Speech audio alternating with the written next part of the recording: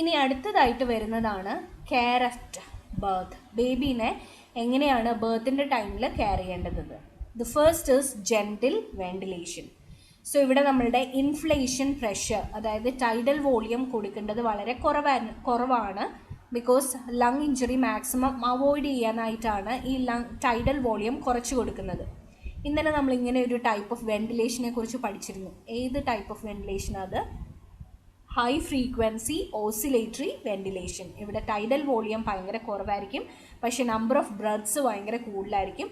അപ്പോൾ നമുക്ക് വേണ്ട വോളിയം അല്ലെങ്കിൽ ഓക്സിജൻ സാച്ചുറേഷൻ കുട്ടിക്ക് കൊടുക്കാനായിട്ട് പറ്റും at minimal injury to the lungs. So here gentle ventilation means HFO ventilation is to be provided, അല്ലെങ്കിൽ high frequency oscillatory ventilation is to be provided to the baby. Peak inspiratory pressure should not be more than, നേരത്തെ നമ്മൾ 25 എന്ന് പറഞ്ഞു, 25 പറഞ്ഞാലും ഒരു 20നെ താഴെ വെക്കുന്നതായിരിക്കും ഏറ്റവും safe. So the peak inspiratory pressure should not be more than 20 centimeter of H2O. So that is the first strategy, which is gentle ventilation. HFO ventilation ആണ് കൊടുക്കേണ്ടത്. And the peak inspiratory pressure should not be greater than 20 centimeter of H2O. ഇനി അടുത്ത strategy ആണ് gastric decompression. So gastric ഡീകംപ്രഷന് വേണ്ടിയിട്ട് നമ്മൾ എന്താ ചെയ്യുക? എല്ലാ GI ഡിസോർഡേഴ്സിലും നമ്മൾ ഓൾറെഡി പറഞ്ഞു, ഇത് ഓറോ ഗ്യാസ്ട്രിക് അല്ലെങ്കിൽ NG ട്യൂബ് ഇടും. അത് ഒന്നെങ്കിൽ കണ്ടിന്യൂസ് ഡ്രെയിനേജിൽ കീപ്പ് ചെയ്യും, otherwise we will connect to a low continuous suction pressure. അപ്പോൾ എപ്പോഴും നമ്മൾ ഗ്യാസ്ട്രിക് കണ്ടൻസ് എംറ്റി ചെയ്യാനായിട്ടും ഡിസ്റ്റൻഷൻ ഒഴിവാക്കാനായിട്ടും അങ്ങോട്ട് കയറുന്ന എയറിനെയൊക്കെ വെളിയിലേക്ക് കളയാനായിട്ടും സഹായിക്കും. So this is the second strategy, which is gastric decompression. Orogastric or nasogastric tube is connected to a low continuous suction in order to decrease the amount of air entering into the intestine and obstructing the lungs. So care at birth il rendu കാര്യങ്ങളാണ് ഇതുവരെ പറഞ്ഞത്: gentle ventilation, gastric decompression. ഇനി അടുത്തതാണ് inhaled nitric oxide. So nitric ഓക്സൈഡിൻ്റെ പ്രത്യേകത, അല്ലെങ്കിൽ it is also known as NO ventilation. Nitric ഓക്സൈഡിൻ്റെ പ്രത്യേകത, ഇതൊരു വാസോ ഡയലേറ്റർ ആണ്, അല്ലേ? നമ്മൾ കഴിഞ്ഞ കൊല്ലം പഠിച്ചിരുന്നു. നൈട്രിക് ഓക്സൈഡ് വാസോ ഡയലേറ്റർ ആയതുകൊണ്ട് എന്താ ഗുണം? ഇത് ഓക്സിജൻ്റെ ഒപ്പം മിക്സ് ചെയ്ത് നമ്മൾ പേഷ്യൻറ്റിന് കൊടുക്കുകയാണെങ്കിൽ പൾമണറി ഹൈപ്പർ ടെൻഷൻ കുറയ്ക്കാനായിട്ട് ഈ നൈട്രിക് ഓക്സൈഡ് സഹായിക്കും. So that is why we give inhaled nitric oxide. NO ventilation, it is a powerful vasodilator and it is minimally toxic.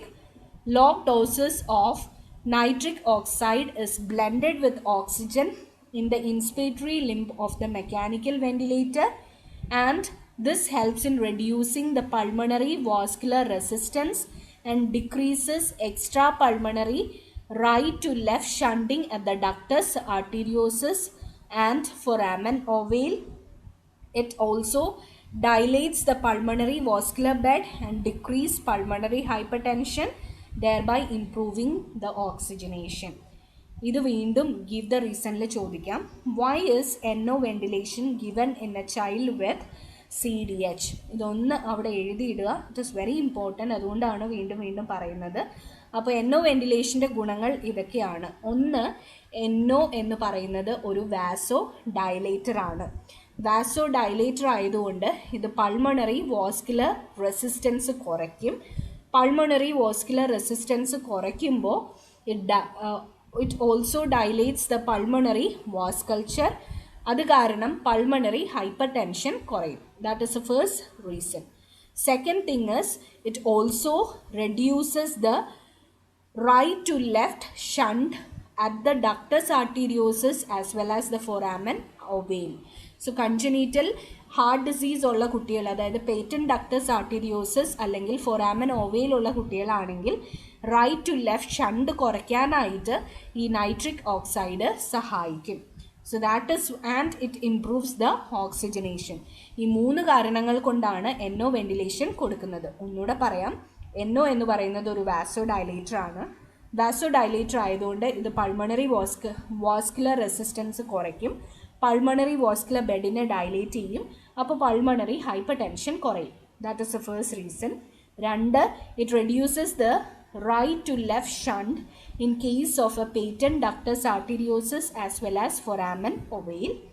മൂന്നാമത്തെ reason, it improves oxygenation. That is why we go for inhaled nitric oxide or NO ventilation. The next is we have to start vasopressors. So vasopressors കൊടുക്കുന്നത് in order to increase the systemic blood pressure and to decrease the effect of pulmonary hypertension. So പലപ്പോഴും pulmonary hyper tension ഉണ്ടാകുമ്പോൾ നമ്മുടെ systemic blood pressure ഒക്കെ കുറയുകയും അതുപോലെ തന്നെ circulation കുറയുകയും ചെയ്യും. ഇതിനെ ഒന്ന് ടാലി അപ്പ് ചെയ്യാനായിട്ടാണ് we will give vasopressor in order to increase the systemic blood pressure and improve the circulation. Common ആയിട്ട് യൂസ് ചെയ്യുന്ന വാസോപ്രസേഴ്സ് എന്ന് പറഞ്ഞിട്ടുണ്ടെങ്കിൽ ഡോപാമിൻ ആൻഡ് ഡോബ്യൂട്ടാമിൻ ആണ്. സോ ഇതുവരെ പറഞ്ഞ സ്ട്രാറ്റജീസ്, ജെൻറിൽ വെന്റിലേഷൻ, HFO വെന്റിലേഷൻ ആണ് കൊടുക്കുക. Peak inspiratory pressure is less than 20 cm of H2O. Gastric decompression, inhaled nitric oxide and vasopressors. അവിടെ ഡോബ്യൂട്ടാമിൻ അല്ലെങ്കിൽ ഡോപാമിൻ ആണ് കൊടുക്കുക. This is given in order to improve the systemic circulation. ഇനി അടുത്തതാണ് arterial and central venous lines for monitoring and fluid infusion. So നമ്മളുടെ haemodynamic മോണിറ്ററിങ്ങിന് വേണ്ടിയിട്ടും അതുപോലെ തന്നെ ഫ്ലൂയിഡും മെഡിസിൻസും ഒക്കെ കറക്റ്റായിട്ട് കൊടുക്കാനായിട്ടും we will put an arterial line as well as a CVP line. So ഇവിടെ ആർട്ടീരിയൽ ലൈനും CVP ലൈനും കുട്ടികളിൽ ഇടുമ്പോൾ അഡൽട്സിൽ ഇടുന്ന പോലെ അല്ല നമ്മൾ ഇടുക. Arterial line is put on the umbilical artery as well as the CVP line is put on the umbilical vein.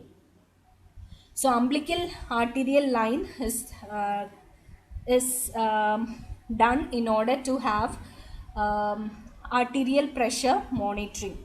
നമ്മളുടെ ആർട്ടറീസിൻ്റെ അല്ലെങ്കിൽ in order to have a close monitoring of the pressure we will put an arterial line. നമ്മളുടെ artery pressure, right arterial pressure ഒക്കെ കറക്റ്റായിട്ട് അറിയാനായിട്ടാണ് ഈ ഒരു umbilical arterial line നമ്മൾ ഇടുക. Umbilical venous line is done in order to have a CVP line. ഇവിടെ നമ്മൾ double lumen catheter ആണ് ഇടുക so that we can give fluids through one line as well as through the other line we can go for CVP monitoring. So that is about arterial and central venous lines. ഇവിടെ umbilical arteryയിൽ arterial line ഇടും in order to have a close monitoring of the blood pressure. CVP line umbilical വെയിനിലാണ് ഇടുക, double lumen catheter ആണ് use ചെയ്യുക. ഒന്ന് ഫ്ലൂയിഡ്സും മെഡിസിൻസും കൊടുക്കാനായിട്ടും 2 CVP മോണിറ്ററിങ്ങിനും വേണ്ടിയിട്ടാണ് ഇത് ചെയ്യുക. The next is sedation. So you have to sedate the child, and here we preoperatively we will go for opioids like fentanyl and a paralizing agent like vecuronium for agitated and resisting ventilation. So നമ്മളിവിടെ intubate ചെയ്യുന്നു പറഞ്ഞു, mechanical വെന്റിലേറ്ററിൽ connect ചെയ്യുന്നു പറഞ്ഞു. അപ്പോൾ അങ്ങനെ mechanical വെന്റിലേറ്ററിൽ connect ചെയ്യുമ്പോൾ in order to avoid complications, അതായത് പേഷ്യൻ്റ് വെന്റിലേറ്ററി ഫൈറ്റ് അവോയ്ഡ് ചെയ്യാനായിട്ട് you have to sedate the child and paralyse the child. Sedate ചെയ്യാനായിട്ട് നമ്മൾ ഫെൻറ്റനിൽ ഉപയോഗിക്കും, പാരലൈസ് ചെയ്യാനായിട്ട് we will go for vecuronium. So that is about sedation. ഇനി അടുത്തതാണ് supportive positioning അല്ലെങ്കിൽ positioning of the baby. So ബേബീനെ എപ്പോഴും പൊസിഷൻ ചെയ്യുമ്പോൾ you have to position the baby with the affected side down and the unaffected side up. ഇതെന്തിനു വേണ്ടിയിട്ടാണ്? Unaffected സൈഡിലെ ലങ്സിന് മാക്സിമം എക്സ്പാൻഡ് ചെയ്യാനുള്ള ഓപ്പർച്യൂണിറ്റി കൊടുക്കാനായിട്ടാണ് നമ്മളിങ്ങനെ പൊസിഷൻ ചെയ്യുക. So position the infant with affected side down and the unaffected side up. This is to enhance the ventilation of the good lungs. Also you have to keep the baby in a nesting position. So nesting position എന്ന് പറഞ്ഞിട്ടുണ്ടെങ്കിൽ ഈ ഒരു പടത്തിൽ കാണുന്ന പോലെ, sorry I forgot about the picture. നമ്മൾ എന്താ ചെയ്യുകയെന്ന് വെച്ചിട്ടുണ്ടെങ്കിൽ